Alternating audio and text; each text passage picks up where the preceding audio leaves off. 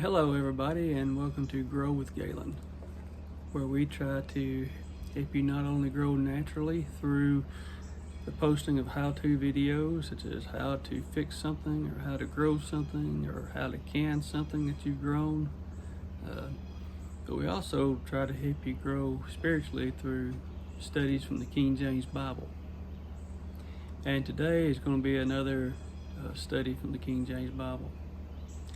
And I meant to do this study between Mother's Day and Father's Day, but I just procrastinated it and didn't get it done. And now here it is, Father's Day 2024, and I decided I better go ahead and try to do it today and get it done. But today we're going to be doing a study from the King James Bible, taking a look at what it means to honor your father and mother. Not only your natural father and mother, earthly father and mother, but your heavenly father and mother church also.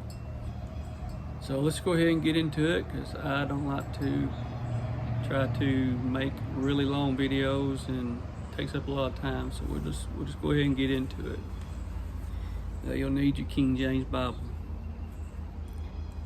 In Exodus chapter 20, verse 12, it says, "To honor thy father and thy mother, that thy days may be long upon the land which the Lord thy God giveth thee."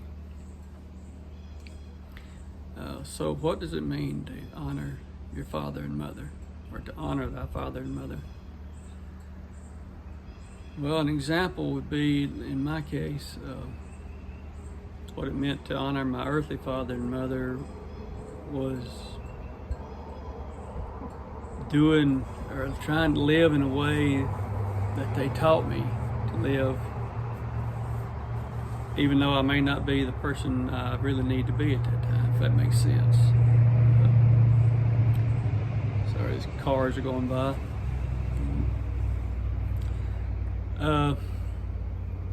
One example of that would be, the parents I had growing up were great parents.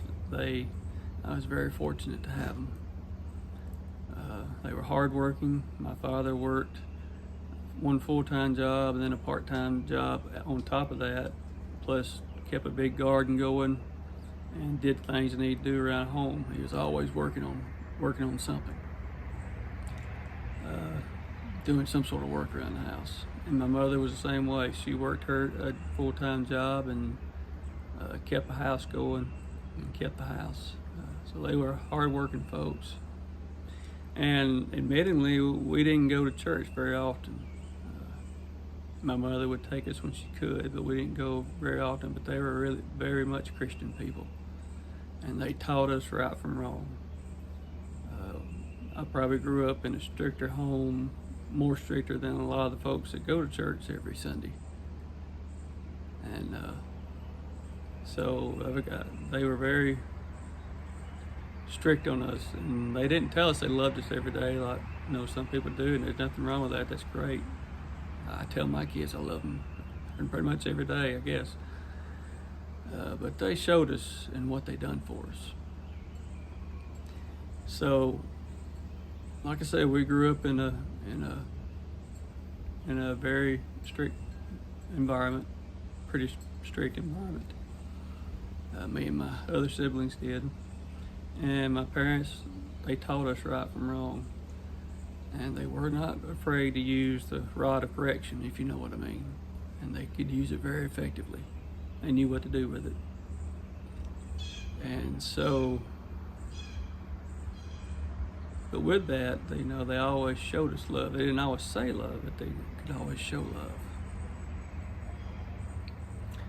And so I was going to get into talking about what it means to honor your father and mother. And one example that I can think of is, even when I was in the days before I got born into God's family, before those days, the person I was then, I could not have gone out and lived with a woman and not be married to her. I could not have been able to come home and visit with my parents and look them in the eye I would have been too ashamed. And I certainly couldn't, brought the woman with me, because that would have been just double shame. I would have had too much shame knowing what they thought of me doing that, living in that sort of way, to have been able to come home looking in the eye like everything's just fine and dandy.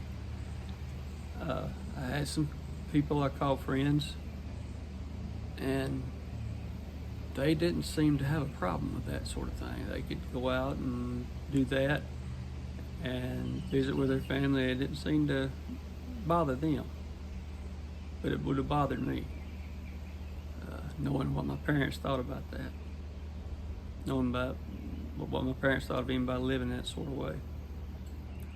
So I just couldn't have done that, and I ended up just living at home till I got married, and it turned out to be a whole lot better thing.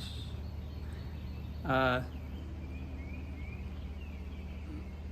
know I didn't want to come home, go out. I didn't move out and live on my own until I got married, and because I didn't want to come home to an empty house every day and not have somebody to talk to. And I knew I wasn't going to be shacking up with some woman, because I just couldn't do that. And not only for knowing it was just wrong and immoral, but just knowing what my parents would have thought about me doing that. I just couldn't have dishonored them in that sort of way. I couldn't have looked them in the eye when I came home to visit with them. And so I knew I wasn't going to do that, and I didn't want to live, come home just to an empty house every day and nobody there to talk to. So I just stayed at home until I got married, which turned out to work out for the best anyway. And I would advise that to anybody, any teenager or whatever. Stay at home, save your money until you get married, and then when you get married, you'll have the money to get married on. But that's a financial lesson that I won't get into now. But to me, that was honoring my father and mother. That even though I may not have been the person I needed to be at that time in my life, I still had respect and honor for them, for my parents, to know what they would think of me taking up some woman somewhere. I just couldn't do that. I couldn't do that to them. And to me, that's a form of honoring your earthly father and mother. Now, to move on a little deeper into that, or to swim a little deeper into the sea, how would you honor your heavenly father and mother church? One way is by honoring your earthly father and mother in the way I just explained. But another way to say how you would honor your heavenly father and mother church would be living in a way that's pleasing to God. Dressing when you go out, especially when you go out in public stuff, especially you dress in a way that's pleasing to God. You go out fully, covered in decent clothes. You don't go out in something revealing. And I've seen people go out in nearly nothing. I'd be like at Walmart or something, or just be out going somewhere, and you see people wearing nearly nothing. And you think to yourself, well, they might as well not be wearing anything if they're going to wear that.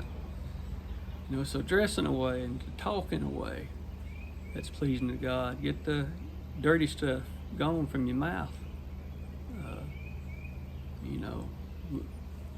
Just live in a way that when people look at you, they can say, that person is the real deal.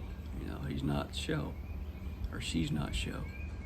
She's the real deal. She's living in a way that pleases God. And I play with the gospel bluegrass group, and one of our songs says that He's in my feet when I'm walking, in my tongue when I'm talking. He's in my eyes, and now I can see.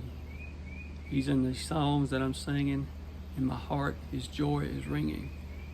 Jesus is living in me. Or if Jesus is truly living in you, you should be walking in a way that brings honor to God and to the Mother Church. You should be talking in a way that brings honor to God and the Mother Church. You should be doing these things And maybe in doing those things, people, when you see them out in the world, they talk to you and they say, well, you know, there's something about him or her. Their church must be for real. They dress in a way that's pleasing to God and to the Mother Church, and they talk in a way that's pleasing to God and Mother Church. They must be for real. You know, and that's what we ought to do. We ought to live in a way that's pleasing to God and the Mother Church. And when we do that, you can draw more people to you and to the church and to God. You know, if we're speaking on the dressing stuff, how to dress, you know, you shouldn't, if you would be ashamed to wear it in front of God, then you shouldn't be wearing it out in public. That's the way I see it. You know, that's my feelings on it. It shouldn't be, you know, just doing that. That's not bringing honor to God and Mother Church. And just to say a little more on the honor, we should be studying the Bible where we get to the deep meat of the Bible, the deep spiritual understanding of the Bible. And then when we do that, that brings honor to God.